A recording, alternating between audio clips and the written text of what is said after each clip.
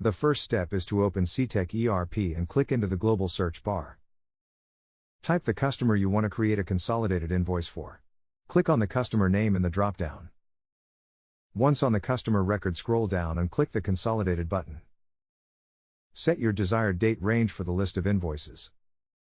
You can filter the consolidated invoice page by order number. You can also sort the consolidated invoice page via the Sort by Invoice Number checkbox here. Click Submit. This populates a list of invoices. By default, all the invoices are included. Uncheck any invoices you wouldn't like to be included. After selecting your desired invoices, click Submit to process the change. Use the checkboxes under the columns to show subsection to choose which columns to show or hide.